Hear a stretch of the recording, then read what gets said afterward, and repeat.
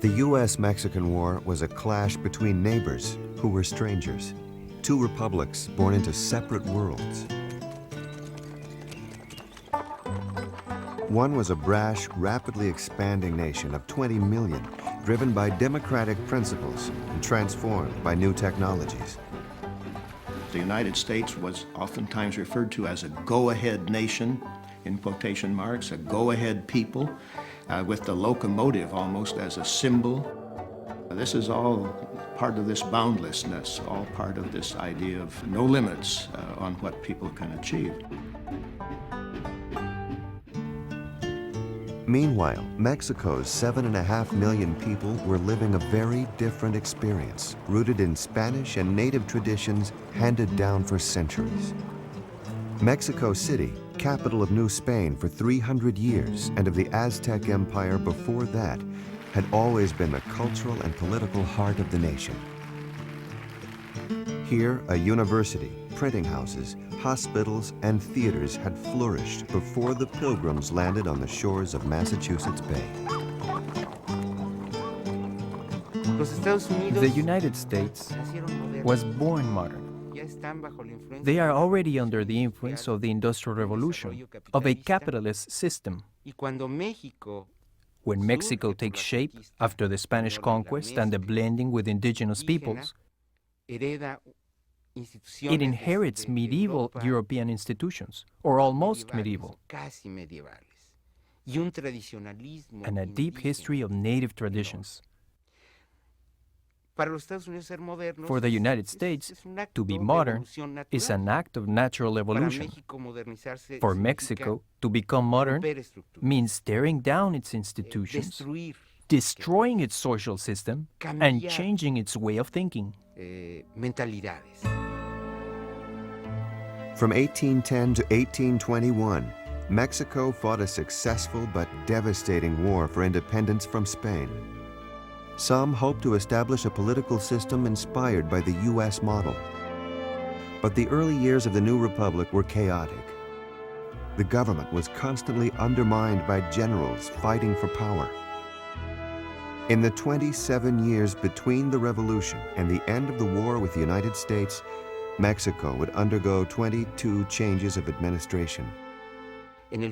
At its core, the country was experiencing a terrible crisis because it had lost its sense of leadership and political control, and this made Mexico extremely vulnerable.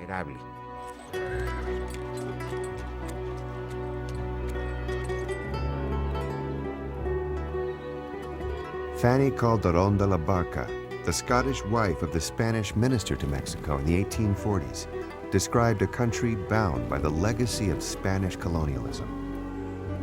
Here, everything reminds us of the past, of the conquering Spanish who seemed to build for eternity, impressing each work with their solid, grave and religious character of the triumphs of Catholicism. It is the present that seems like a dream, a pale reflection of the past. All is decaying and growing fainter, and men seem trusting to some unknown future which they will never see. One revolution follows another, yet the remedy is not found. Still they dream on. One of Mexico's greatest resources was land, almost 1.5 million square miles. But the 10-year struggle for independence had devastated the nation's economy and decimated its population. Mexico was left unable to colonize its distant northern provinces. And the borderlands lay directly in the path of a growing United States. The United States had grown by purchasing land from other nations. But when the U.S. tried to buy Mexican territory, Mexico would not sell. For them, it was a matter of national honor, not just pride, to maintain the integrity of all of the territory they had inherited from Spain. Now Mexico worried that what the United States couldn't buy, it would take. The haughtiness of these Republicans does not permit them to look on us as equals, but as inferiors. In my opinion, their conceit extends itself so far as to believe that their capital will be the capital of all the Americas. José Manuel Sosaya, first Mexican minister to the United States.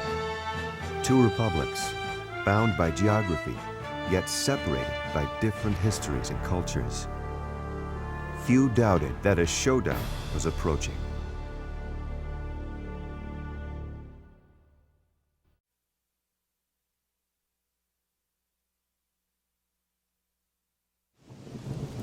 On a rainy day in March 1845, United States President James Knox Polk stood on the steps of the Capitol in Washington. There, he delivered an inaugural address intended to be heard not only in his own country, but in the capitals of Mexico and Great Britain. Since the Union was formed, the number of states has increased from 13 to 28. Foreign powers do not seem to appreciate the true character of our government. To enlarge its limits is to extend the dominions of peace over additional territories and increasing millions. James K. Polk had entered the presidency with a solid reputation as a congressman and Speaker of the House. His wife Sarah had managed his early political campaigns and was well known in Washington circles for her intelligence and charm. By comparison, Polk was considered humorless and rigid, even by those who admired the discipline he brought to his job. He had a very strong sense of duty and professional obligation, and a very, very strong work ethic. As he was fond of saying, I am the hardest working man in the United States, and few could really argue with him. Each evening, Polk would meticulously chronicle the day's accomplishments in his diary. Here he complained that his days were filled with office seekers, visiting groups of school children, tourists staring at him as he ate. Only at night could he reflect on what he had come to the White House to achieve. Polk's goals were influenced by his mentor, Andrew Jackson, whose philosophy of westward expansion had inspired a new generation. They believe that the government should open up these regions so that the resources there can be exploited, and anything that gets in the way of that exploitation should obviously be removed.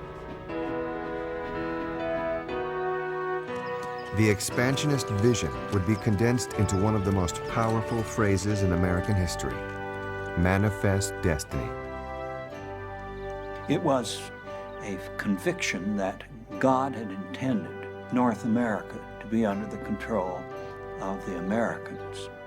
It's a kind of early projection of Anglo-Saxon supremacy, and there is a racist element in it, but there is also an idealistic element. To extend the boundaries of the United States was to extend the area of freedom. This was a common feeling. The model republic had certain obligations. During his campaign, Polk had called for the annexation of Texas and the occupation of Oregon Territory. But on both issues, he faced the risk of war. Mexico had never recognized the independence of Texas. Great Britain claimed Oregon. But the first diplomatic crisis of the Polk administration would involve Mexico. In February of 1845, the U.S. Congress voted to annex Texas. For years, Mexico had warned the United States that to do so would be the equivalent of war. Mexican Ambassador Juan Almonte wrote to the U.S. Secretary of State calling the annexation of Texas an act of aggression. Nowhere in the annals of modern history can one find a more unjust act: to rob a friendly nation like Mexico of so large a portion of her territory. Almonte then demanded his passport, breaking diplomatic relations. The United States and Mexico were now one step closer to war.